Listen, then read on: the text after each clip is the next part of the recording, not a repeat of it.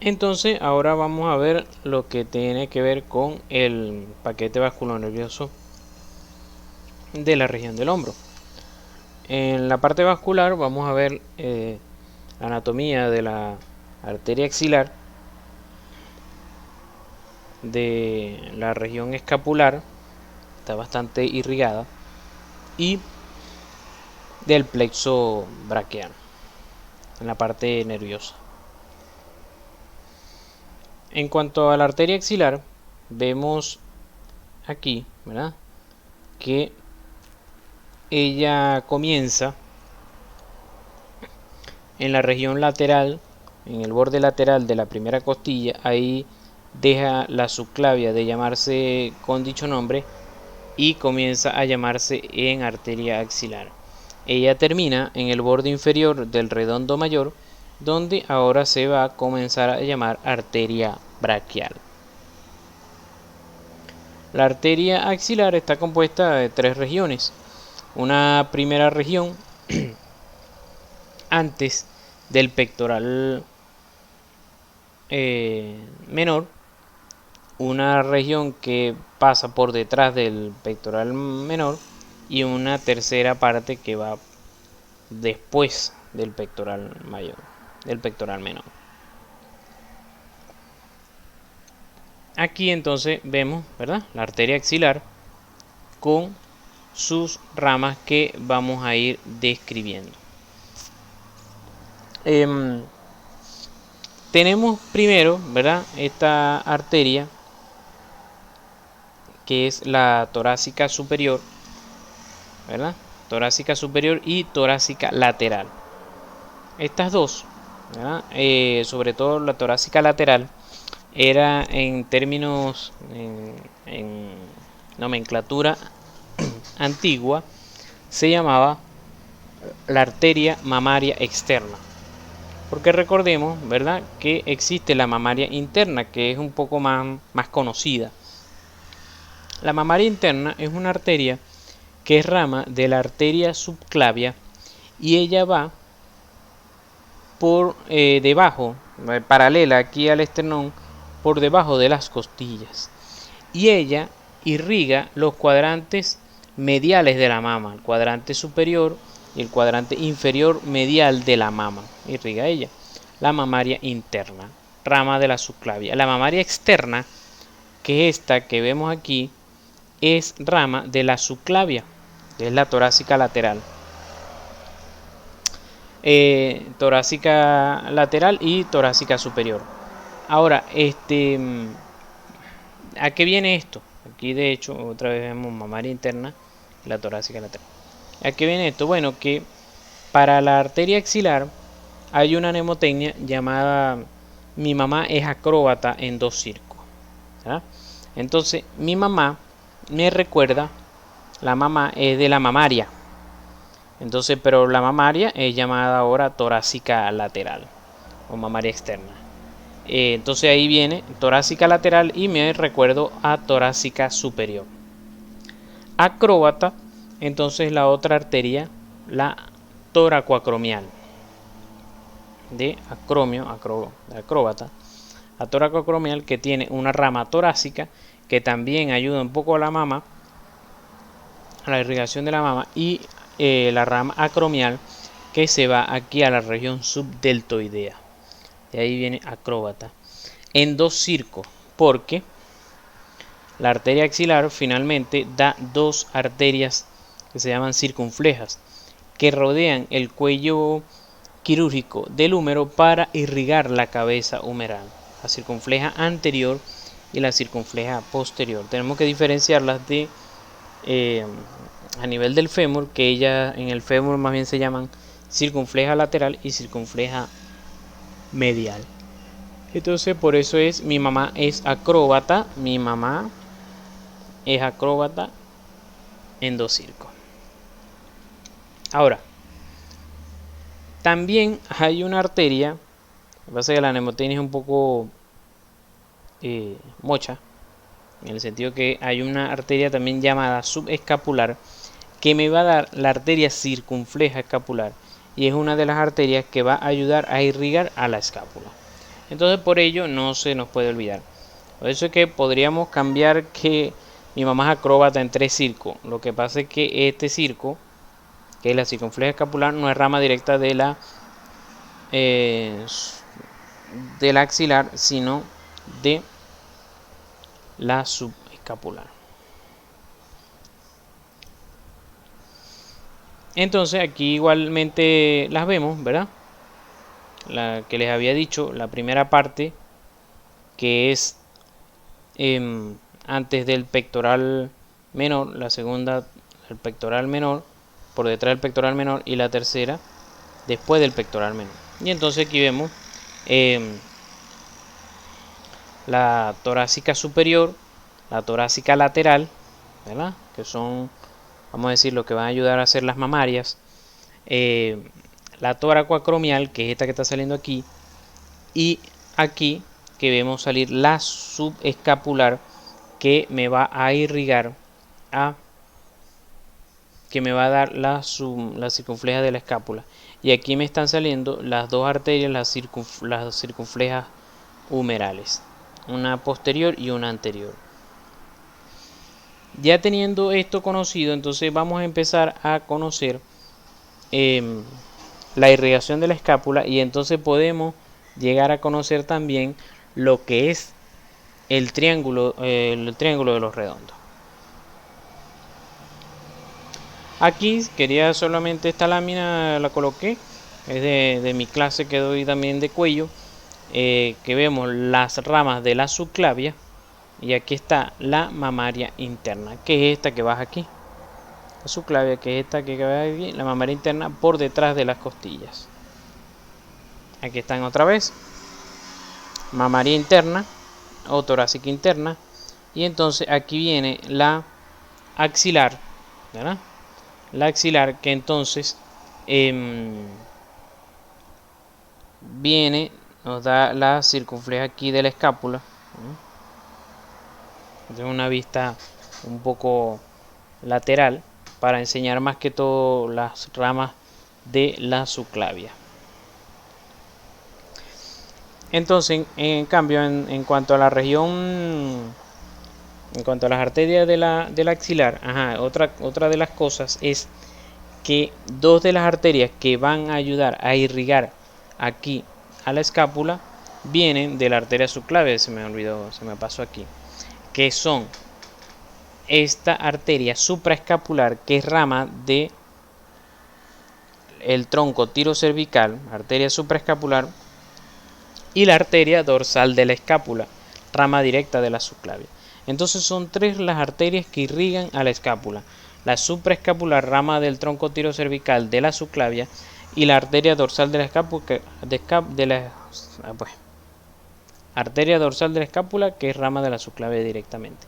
De hecho las vemos aquí, ¿no? Esta, la arteria dorsal de la escápula, rama de la subclavia, que va a entrar por el ángulo superomedial de la escápula, y esta otra arteria que viene aquí, que dijimos que viene del tronco tirocervical, que es la arteria supraescapular, que viene aquí y pasa por la escotadura supraescapular, irriga la escápula. Entonces aquí tenemos las tres, otra vez: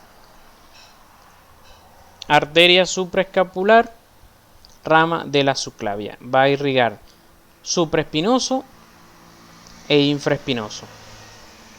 La otra arteria es esta, dorsal de la escápula, que es rama directa de la subclavia. Y la tercera es esta arteria, que es la circunfleja de la escápula, rama de la axilar. Aquí está, circunfleja de la escápula, supraescapular, que viene de aquí, y dorsal de la escápula. Entonces todas estas arterias van a irrigar a la escápula.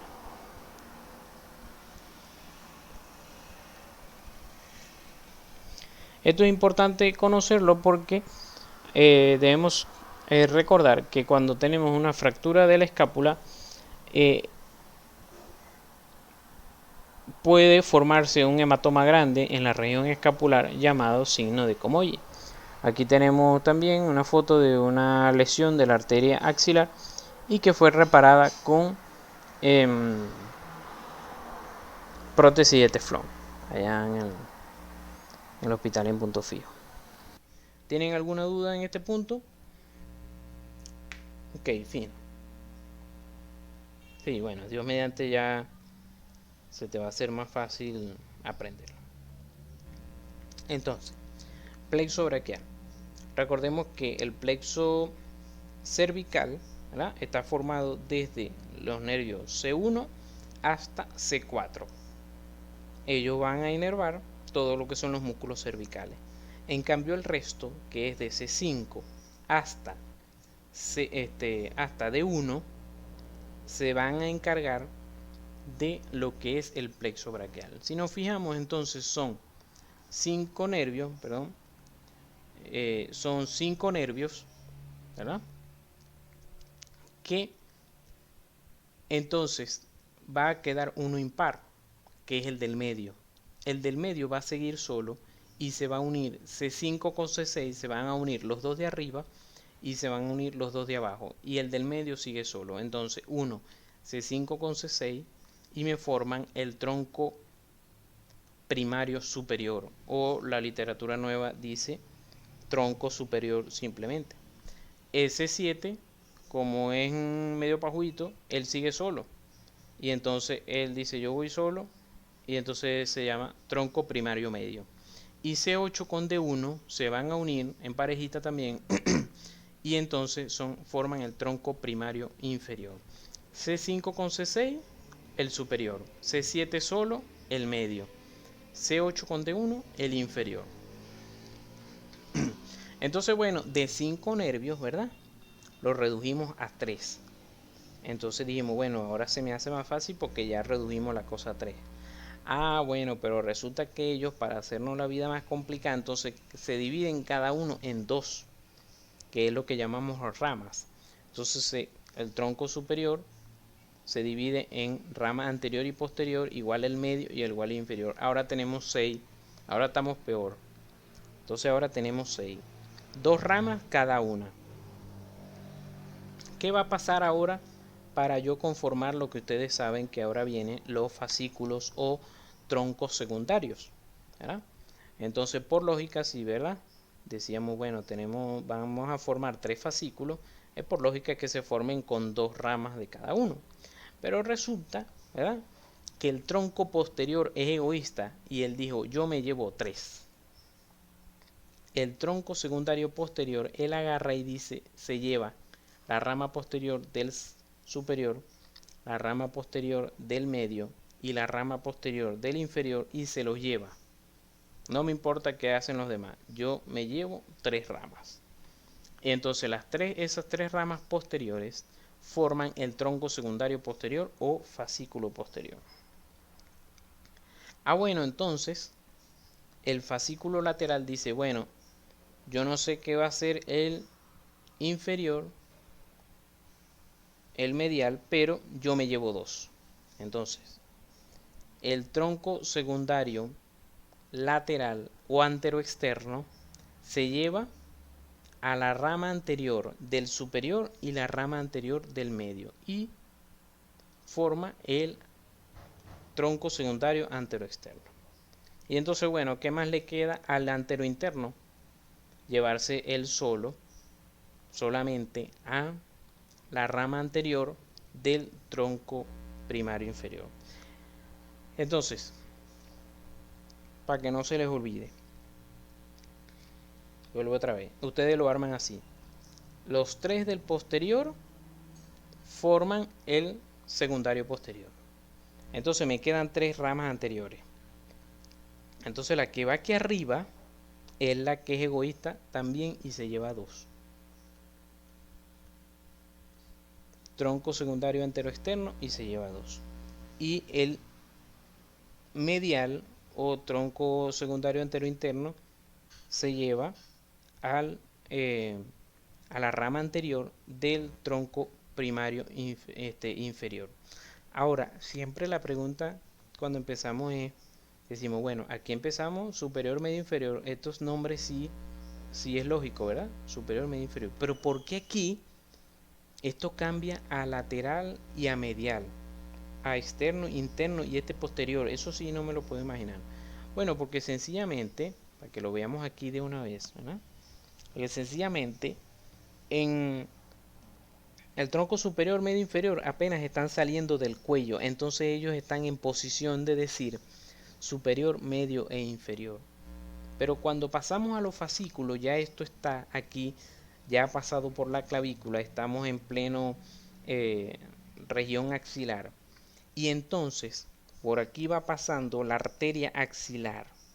Y la arteria axilar es la que le va a dar posición a estos troncos posteriores o a troncos secundarios o fascículos. Aquí está mejor. Aquí está la arteria axilar. Y entonces el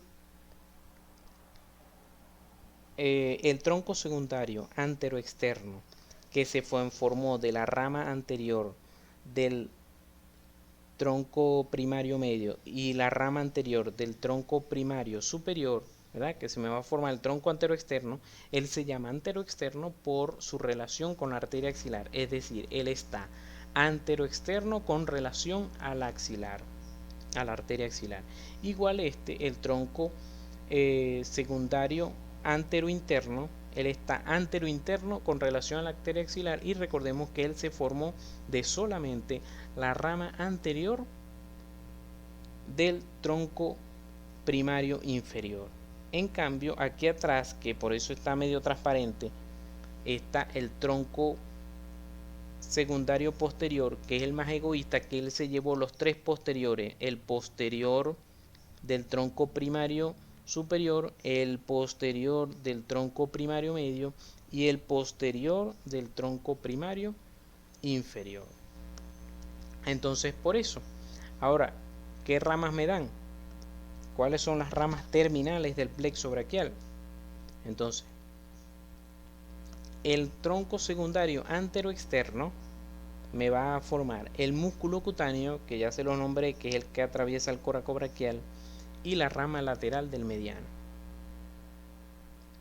El tronco posterior me va a formar el radial y el axilar, y el tronco anterointerno, la rama medial del mediano y el cubital. Ahora, ¿cómo hacemos para aprendernos quién sale de quién? Bueno, además de la práctica, yo les voy a decir algunas cositas. Primero, el que tienen que sacar primero, así como sacaron aquí el posterior de primero, porque él se lleva tres de las ramas posteriores, ¿verdad? Es el más fácil, entonces también él lo sacan primero. Dicen, bueno, él saca el radial y el axilar. ¿Por qué? Fíjense que cada uno saca dos. Él saca el radial y el axilar porque el radial va a inervar toda la cara posterior del brazo y antebrazo. Entonces, como inerva toda la cara posterior de brazo y antebrazo, entonces por lógica sale del tronco secundario posterior. Y el axilar que le va a dar la vuelta al cuello anatómico del húmero. Para ese sí no tengo mnemotecnia, pero él siempre va ahí acompañadito del radial. El otro es recordar, ¿verdad? Porque bueno, ya yo sé, esto sí está fácil. Rama lateral del mediano obviamente sale del tronco secundario lateral o anteroexterno. Y obviamente la rama medial del mediano sale del anterointerno. Ahora, ¿cómo hago para aprenderme músculo cutáneo y cubital? Bueno, recordemos que el nervio cubital es el que cuando nos golpeamos el codo vemos estrellas, que nos dan corrientazo por todo el antebrazo. Entonces, eso sucede cuando nosotros nos golpeamos a nivel medial el codo. Cuando nos golpeamos a nivel medial el codo, se lesiona el cubital. Entonces, el cubital, como lo vamos a relacionar con el meñique y que él es medial, entonces por eso él sale del tronco secundario anterointerno. Por lógica, entonces el músculo cutáneo me sale para anteroexterno. Ahora, ¿por qué el mediano no sale de un solo sitio? Bueno, porque él también es egoísta. Él dice, no, yo quiero salir de dos partes. Quiero llevarme más neuronas. Entonces él sale del tronco secundario anteroexterno y del anterointerno. Y lo vemos aquí en el dibujito. Por eso este nervio que vemos aquí, que es el 2, es el nervio mediano. Porque él tiene la rama lateral, la rama medial, perdón, del mediano y la rama lateral del mediano. Si vemos aquí, tronco posterior, ¿a quién me da? Tratemos de adivinar, de recordar. radial y el axilar, que aquí está ya buscando dar la vuelta a la cabeza del húmero. Del tronco secundario anteroexterno o lateral, ¿quién sale? La rama lateral del mediano y el músculo cutáneo. Y del tronco medial y del tronco secundario anterointerno sale el nervio cubital y la rama medial del mediano. Este es un paciente que operamos en el servicio del plexo braquial y bueno, hicimos el abordaje ahí a nivel superior buscando los troncos.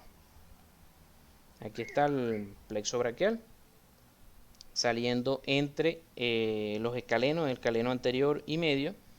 Este es nuestro punto de referencia si lo queremos bloquear a ese nivel, está entre los dos escalenos. Aquí está el dibujito que ya vimos. Y esta viene la arteria subclavia, arteria axilar y los troncos como la están rodeando. Y este es el nervio radial que, como les dije, siempre se va a dirigir hacia posterior.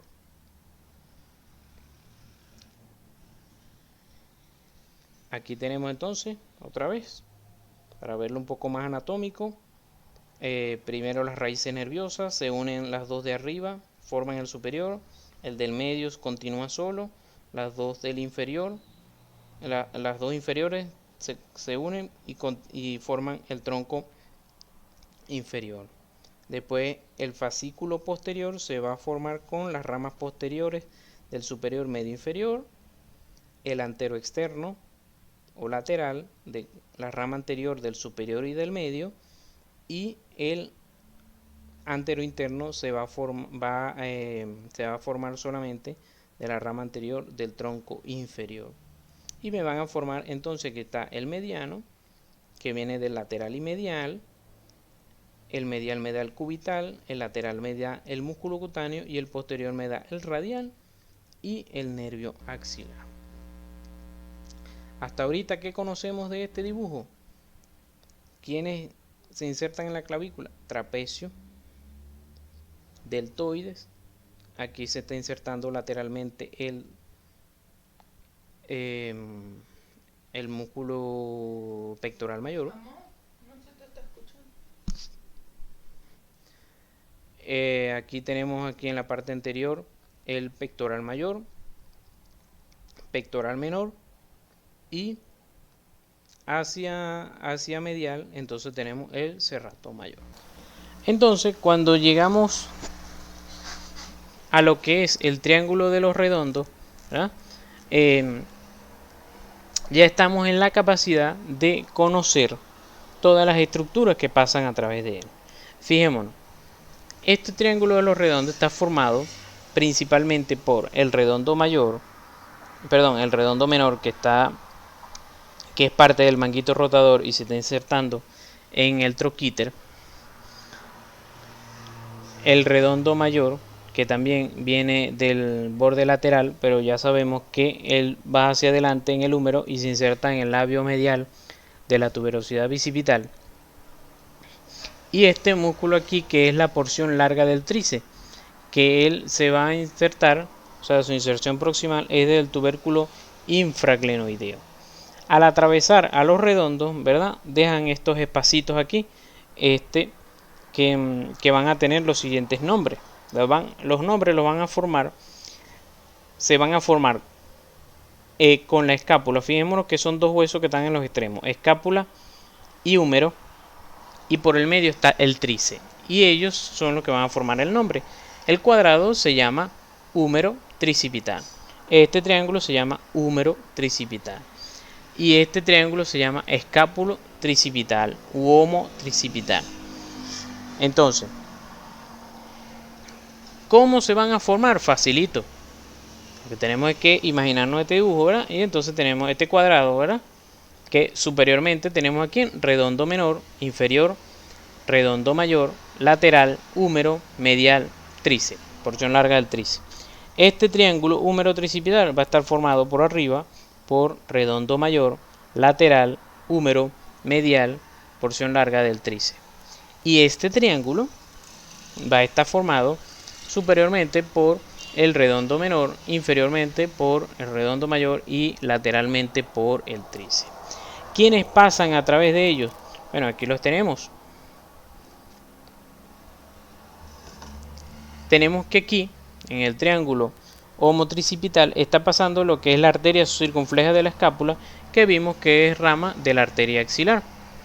Por el cuadrado, y este es una comunicación. El libro va a decir, esta hendidura permite la comunicación entre la región axilar y la región escapular. Este cuadrado húmero-tricipital, por allí pasa la arteria circunfleja posterior del húmero, la circunfleja posterior del húmero y el nervio axilar o circunflejo. Ellos le dan la vuelta al cuello quirúrgico del húmero, ¿verdad? E irrigan, inervan al deltoides. Además, irrigan e inervan los redondos. Redondo menor y redondo mayor. Este es un cuadrado, ¿verdad? Un agujero que me va a permitir la comunicación entre la región axilar y la región deltoidea. Asimismo tenemos el triángulo húmero-tricipital que va a dar el paso el nervio radial, que es rama del fascículo posterior, que lo acabamos de ver, y pasa también la arteria braquial profunda, que es rama de la arteria braquial, que la vamos a ver en la región del brazo. No mencioné el nervio del circunflejo o axilar, que acabamos de ver, que es rama también del fascículo posterior del plexo braquial. Aquí está llegando la arteria supraescapular, pasa por la escotadura supraescapular, lo vimos que ella es rama de la arteria del tronco tirocervical, de la arteria subclavia. Pasan junto con el nervio supraescapular, que es una de las ramas colaterales del plexo braquial, que no lo vimos porque nada más vimos ramas terminales, que vamos a decir que son los más importantes. Pasan por la escotadura, el nervio pasa, si vemos aquí que este agujero, ¿verdad?, tiene una escotadura y tiene aquí un ligamento supraescapular. La arteria normalmente pasa por encima y el nervio pasa por debajo, y él a veces se llega a comprimir y a personas llegan a presentar parestesia en esta región del hombro. Lo cierto es que ellos, al pasar por allí, irrigan e inervan al supraespinoso, y ellos después pasan por aquí, por debajo de la espina de la escápula, e irrigan e inervan al infraespinoso. Aquí están también los componentes que pasan por ahí en una vista anterior.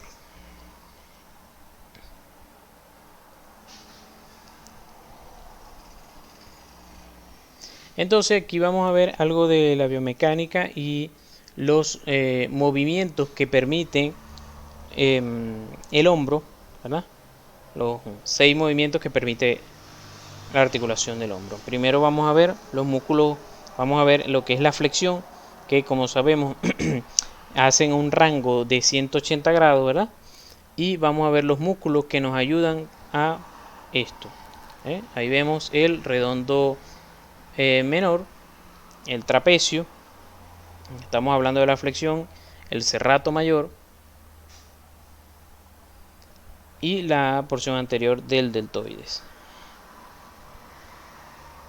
Pectoral mayor, coracobraquial y las porciones del bíceps. Aquí están todos unidos, ¿no? Entonces los vamos por sectores de 0 a 45 grados, de 45 a 90 y de 90 a 180.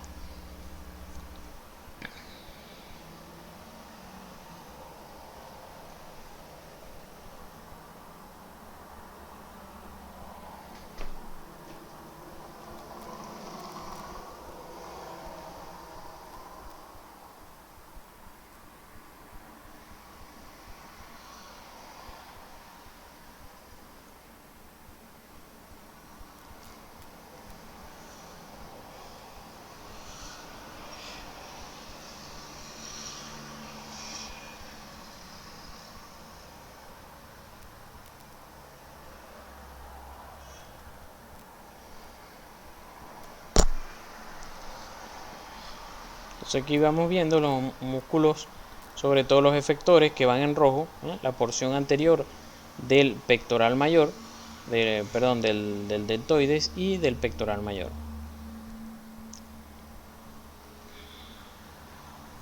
Otros músculos ayudan a fijar estos huesos, a que estos huesos se muevan, por ejemplo la escápula, para ayudar a aumentar el rango articular del hombro.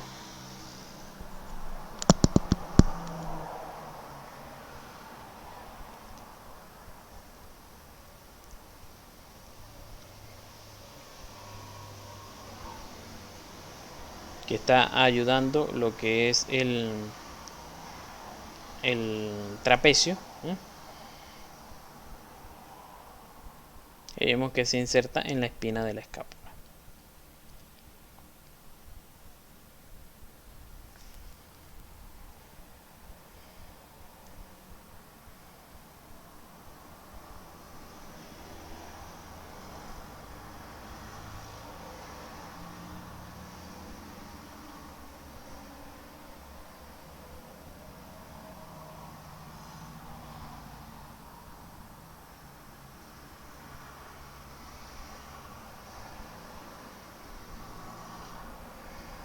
Igual tenemos la extensión, que la extensión sabemos que desde la posición anatómica hacia posterior solamente hay unos rangos articulares de unos 50 grados.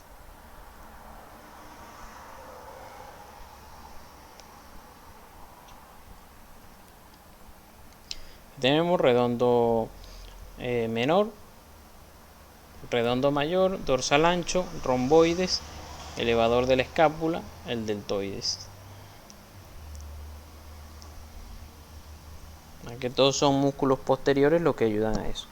Estos, los que son anteriores, ayudan a la fijación de la escápula. Aquí están prácticamente todos los músculos.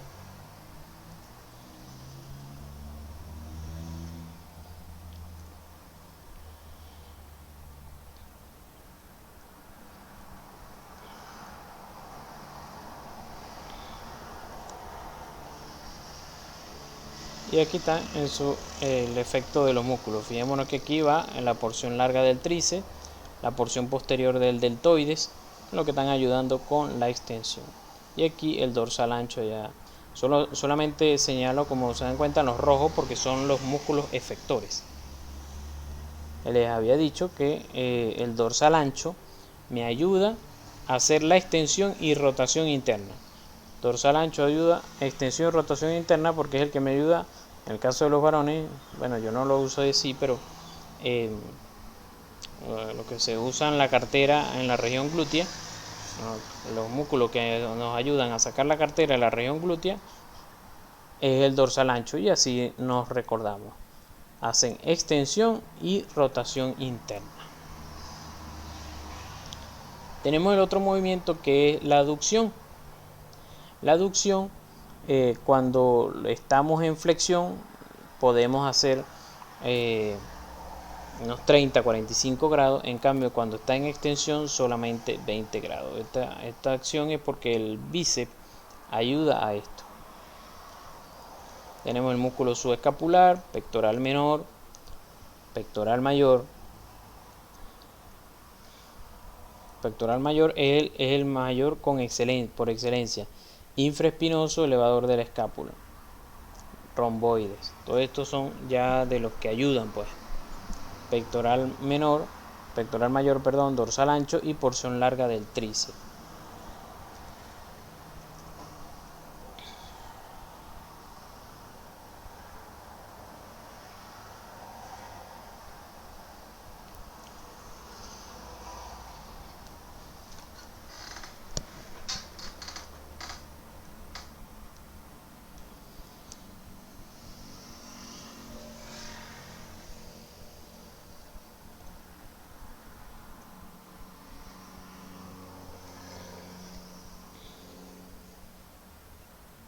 Entonces vemos cuando viene desde la abducción, qué músculos van haciendo la aducción. Dorsal ancho, vemos aquí principalmente, dorsal ancho que viene bajando al brazo. Igualmente la porción larga del tríceps ayuda a estabilizar la cabeza humeral.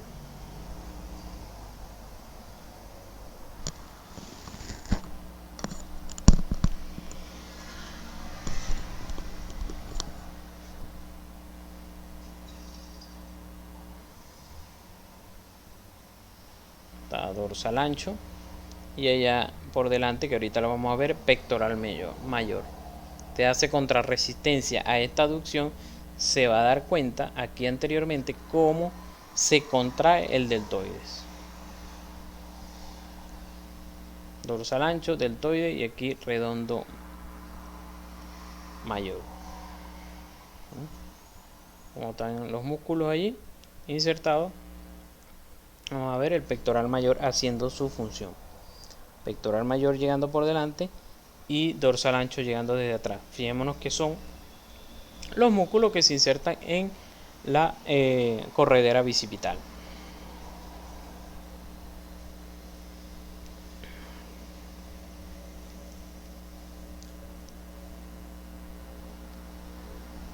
En cuanto a la abducción, es uno de los movimientos que más se estudia en el hombro, ¿verdad? Que son que es la parte de un rango articular de 180 grados, pero que es uno de los movimientos que afecta más al hombro porque la cabeza humeral tiende a pegar con el acromio y entre ellos está el manguito rotador, sobre todo el músculo supraespinoso.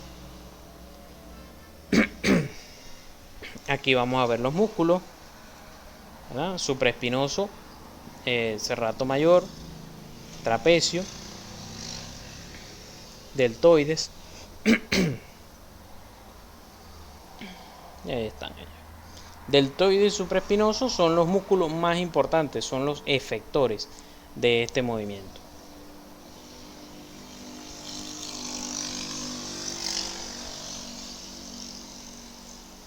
Aquí va el deltoide haciendo el movimiento junto con el supraespinoso. Estos son las articulaciones que participan en este movimiento de abducción. La misma articulación escapulotorácica importantísima, porque si la escápula no hace este movimiento, el hombro solamente llegaría a 120 grados máximo. Ya después, o sea, ya ella a los 60, 70 grados empieza a moverse. Pero si no se moviera, el hombro solamente pudiera hacer abducción hasta 120 grados.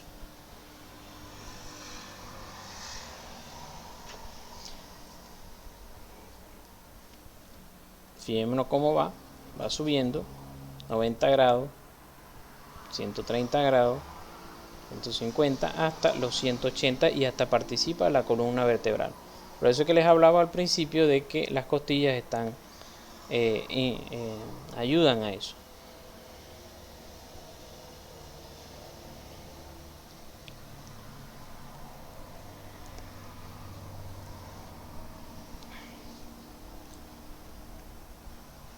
Fijémonos cómo primero ayuda el húmero y a la escápula, luego la escápula se va insertando más, ahora el húmero con la escápula completo y por último ayuda el tronco o la columna vertebral.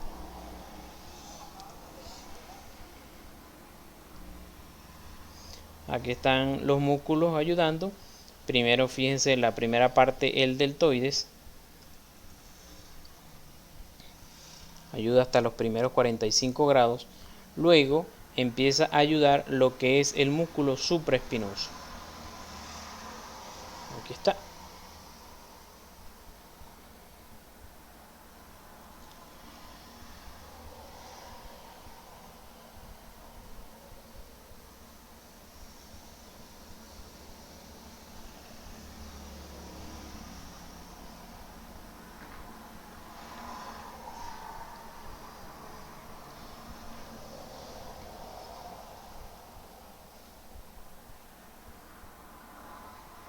Otra vez aquí vemos el deltoides en conjunto con el supraespinoso, que son los dos músculos efectores de este movimiento.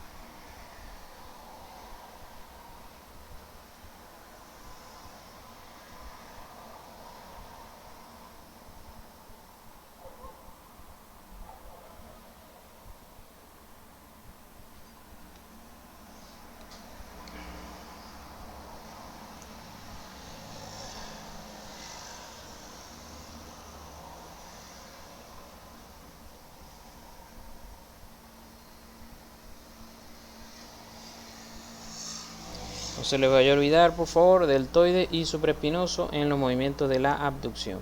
Obviamente todos los otros músculos ayudan a que la escápula se mueva también con ellos, pero ellos son los que principalmente mueven al húmero.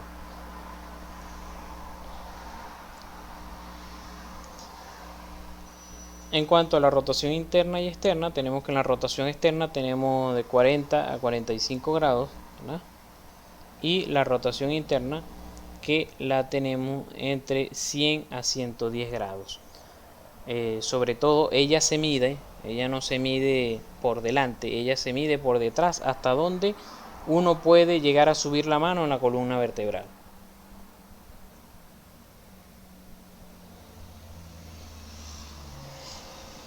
Vemos aquí como los músculos que mantienen centrada la cabeza humeral dentro de la glenoide, y los músculos que se encargan de esto son los músculos del manguito rotador, que son el subescapular por delante, por detrás el infraespinoso y redondo menor, y por arriba el supraespinoso.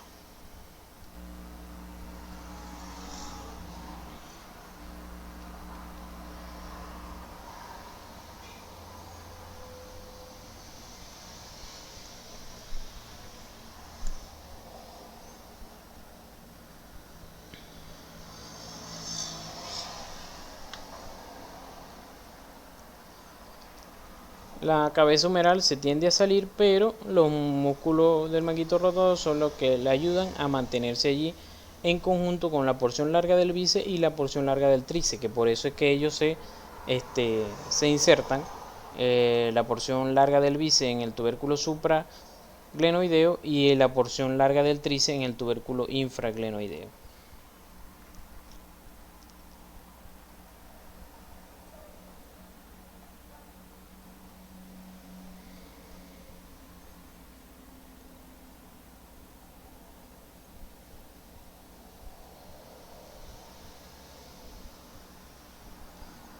Bueno, aquí entonces vemos la unión de todos los movimientos, lo que es la circunducción del hombro, ¿no? Es la unión de todos los movimientos de flexión, abducción, y vamos a ver todos los rangos que puede hacer el hombro. Para ¿cuál es la función? ¿Cuál es el objetivo? Poder colocar la mano en cualquier parte del espacio a nuestro alrededor. Este sería el rango de donde todo lo que se puede mover nuestro hombro, pues, que va a llevar a nuestra mano.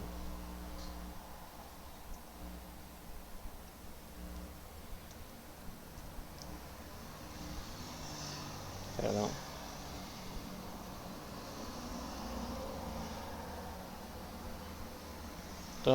Entonces todos estos músculos son parte de lo que es los estabilizadores dinámicos, todos los que pasan a través de la articulación glenohumeral, que son dorsal ancho, redondo mayor, redondo menor, infraespinoso, supraespinoso, subdeltoideo, subescapular, y el deltoides, que es esta parte aquí y aquí.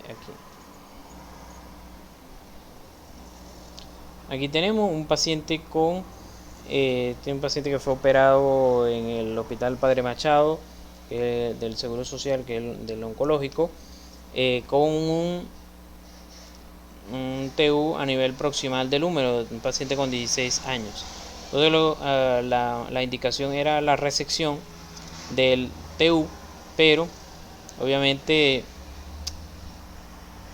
podrías hacer una desarticulación glenohumeral, pero le vas a quitar bastante movilidad al paciente, vas a disminuir su calidad de vida. Entonces hay una intervención quirúrgica llamada Tycho Flimberg, en la que se hace resección solamente del hueso, se desinsertan todos los músculos, o sea, en este tipo de tumor que es netamente óseo, se desinsertan todos los músculos que vimos que se insertan en el húmero, se hace la resección de esta porción proximal del húmero, se coloca un clavo de Kuncher en la porción que quedó, se envuelve de de cemento óseo.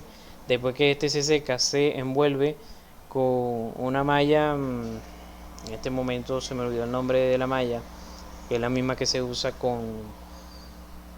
en las hernias inguinales, y a través de esa malla se insertan nuevamente todos los músculos y se le da bastante movilidad al paciente.